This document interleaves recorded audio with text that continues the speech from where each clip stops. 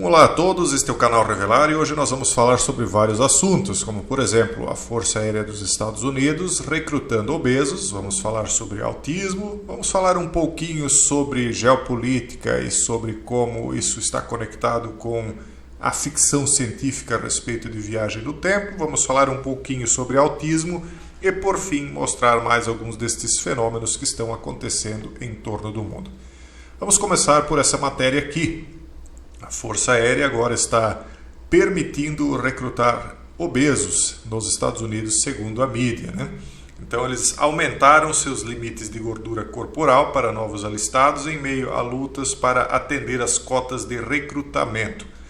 Eles tinham um padrão de que os homens podiam chegar a, no máximo, 20% de gordura corporal e as mulheres 28%, mas agora, considerando que eles já não estão mais encontrando recrutas o suficiente com essa taxa de gordura, eles baixaram a exigência, permitindo que os homens possam carregar então até 26% de gordura corporal, enquanto as mulheres terão um limite também maior de 36%. Isso é um pouco complicado porque nós sabemos que operações desse viés exigem agilidade, né? Embora existam as exceções de pessoas ágeis com sobrepeso, normalmente não é isso que acontece. Isso é um indicativo também dos tempos em que nós estamos vivendo, onde cada vez menos são exigidas as mobilidades físicas para o desempenho das atividades diárias. E isso tem nos feito como uma sociedade ao estilo daquela animação chamada Wall-E, onde todos os dependentes das máquinas haviam se tornado extremamente obesos. E agora, nós entrando na quarta revolução industrial, acredito que veremos isso com muito mais intensidade.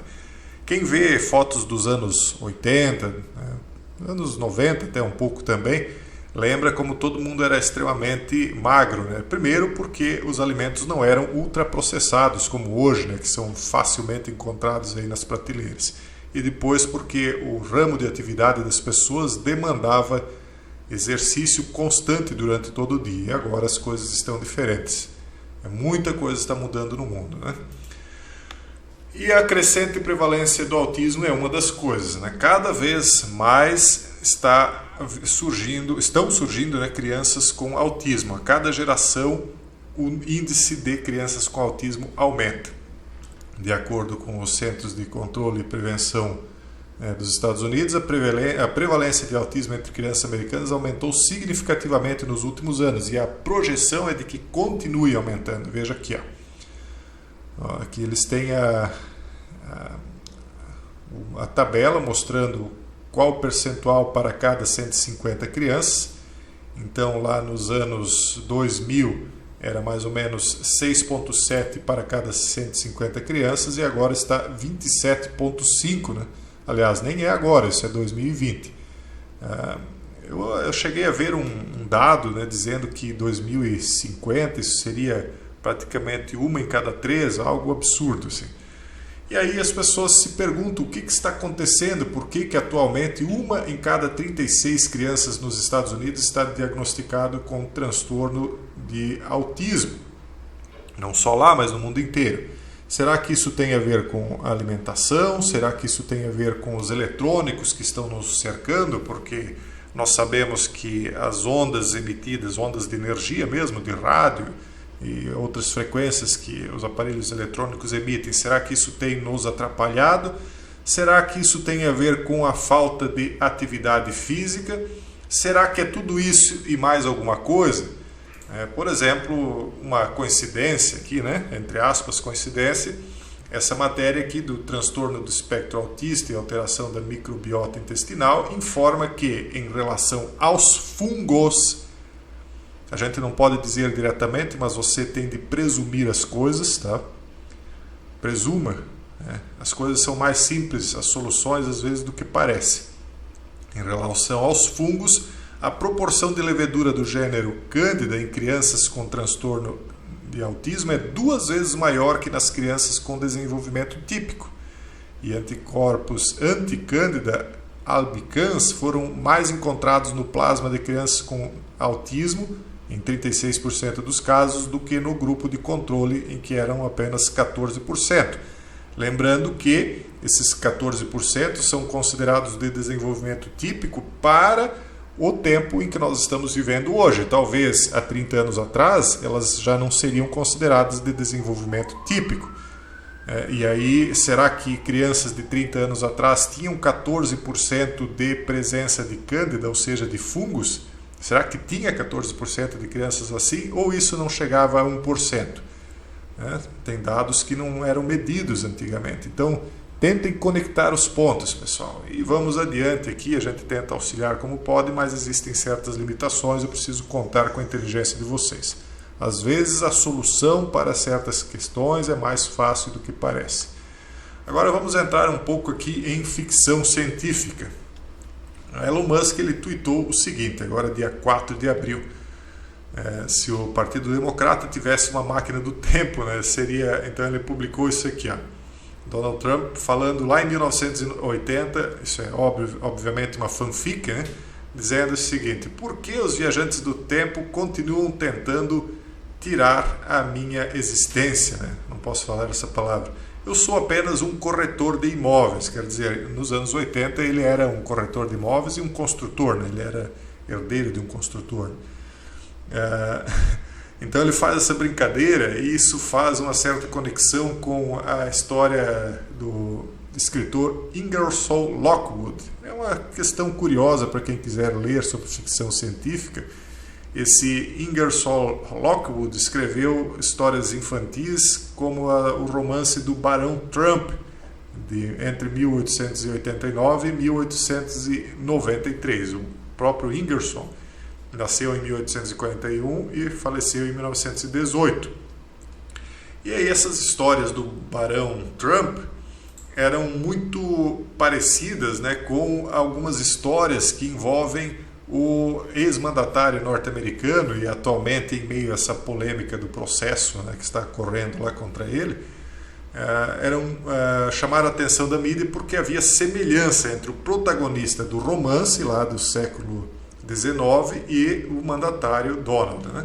Então, Lockwood publicou o primeiro romance Viagens e Aventuras do Pequeno Barão Trump e seu maravilhoso cão Booger em 1889. E a sequência, chamada Baron Trump's Marvelous Underground Journey, em 1893. É interessante que Baron é o nome do filho do ex-mandatário norte-americano. Então, é como se a primeira história fosse dele e a segunda do filho dele. Então, não é isso, né? É o mesmo personagem, mas veja que é mais uma coincidência, né? Os romances contam, então, as aventuras do menino alemão William Heinrich Sebastian von Trump, que atende como Barão Trump, que descobre estranhas civilizações subterrâneas, ofende os nativos, foge de seus envolvimentos com as mulheres locais e repete este padrão até voltar para casa em Castle Trump. Enfim, é uma curiosidade para quem quiser pesquisar, que se soma a esta curiosidade aqui. Esse aqui é um personagem de um filme de ficção científica de viagem no tempo chamado De Volta para o Futuro. Eu não lembro se é o segundo ou terceiro da série. Esse personagem aqui se chamava Biff Turner e ele viajava no tempo para ir ao futuro e para ir ao passado e entregar para ele mesmo um manual de apostas, um almanaque de apostas que o tornaria muito rico, porque ele conheceria todos os resultados de todos os jogos futuros e se tornaria tão rico ao ponto de poder disputar como mandatário máximo do país, dos Estados Unidos, e vencer a disputa, se tornando então o mandatário. E aí eles fazem a comparação do personagem Biff Turner na ficção com o ex-mandatário Donald. Dizem que, e isso parece que há até uma confirmação dos escritores da história, de que o personagem foi inspirado efetivamente no próprio Donald. Mas esse filme, se eu não me engano, é dos anos 80, muitos anos antes do próprio Donald chegar a ser mandatário. O filme também é famoso, a gente tem inclusive algumas observações a respeito disso lá na comunidade fechada, por ter previsto coisas como a queda das Twin paines, vamos colocar assim.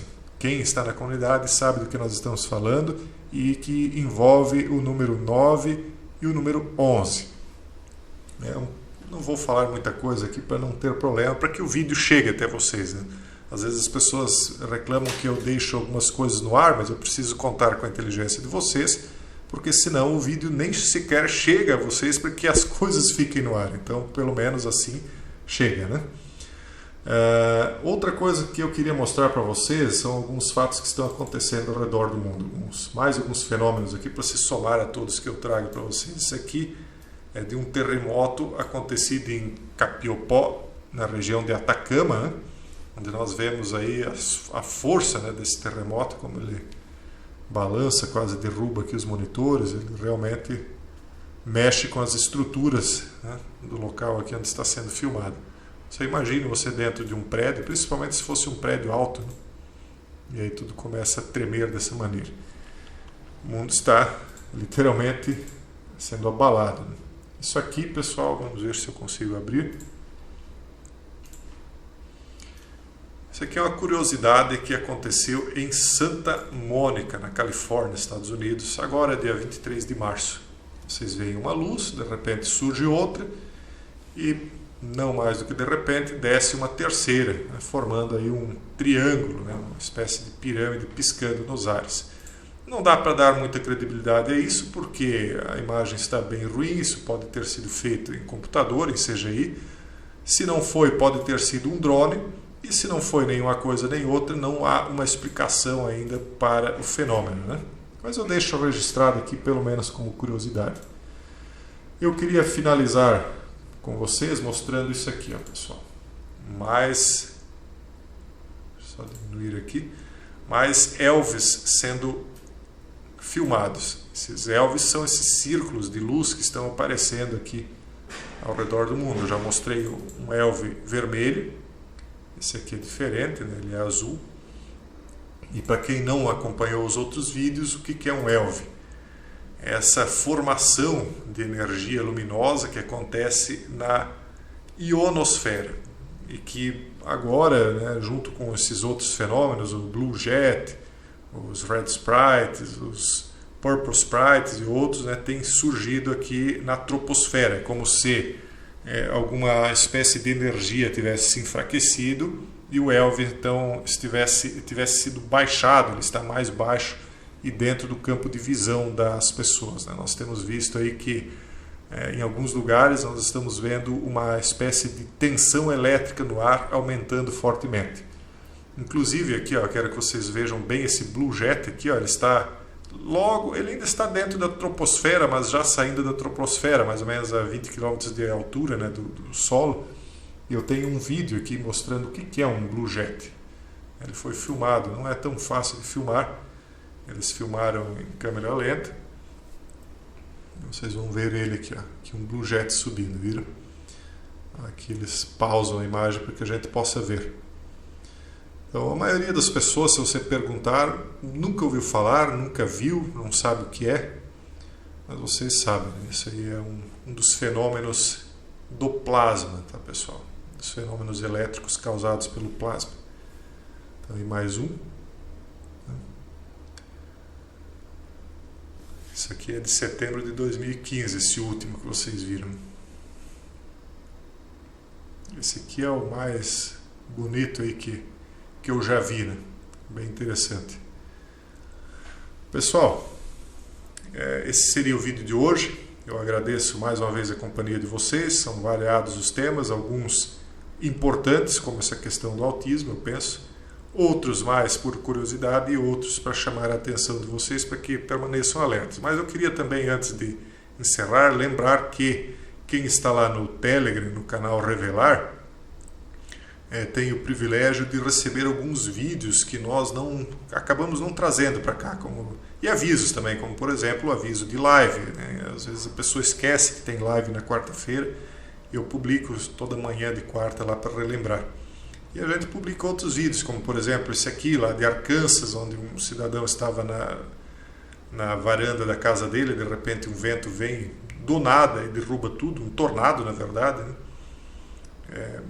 Aqui mostrando avanços robóticos como esse aqui. Realmente lá a gente tem publicado bastante coisa interessante. Quem puder, eu convido a se inscrever lá, porque tem coisas que são mais rápidas que a gente acaba publicando rapidamente, como por exemplo isso aqui, um drone que é carregado dentro dessa cúpula aqui, ele não toca em nada e ele entra dentro dela para ser carregado de energia. Então a energia, mais ou menos conforme ensinou o Tesla, ela pode ser transmitida por ar, né? Então quando as pessoas questionam por que elas estão se sentindo mais tensas ultimamente, elas têm sentido, os mais sensitivos falam, né, que elas sentem uma tensão no ar, muitas vezes pode ser por conta da energia elétrica, né, porque a energia se transmite por ar também. Para quem não sabe, isso aqui é uma prova disso. Enfim, tem bastante coisa interessante lá. Quem puder se inscrever não vai perder o seu tempo, não. Até mesmo os dentistas aqui sendo mostrados, né, como mais uma das profissões que será vitimada, né, pela quarta revolução industrial. Praticamente nada vai escapar a isso. Por enquanto, isso aqui é razoavelmente grosseiro, né? Um robô dentista, as pessoas talvez nem consigam se imaginar em algo assim, mas com certeza isso vai em breve ser bastante aprimorado. Enfim, pessoal, um forte abraço a todos e até o próximo vídeo, se Deus quiser.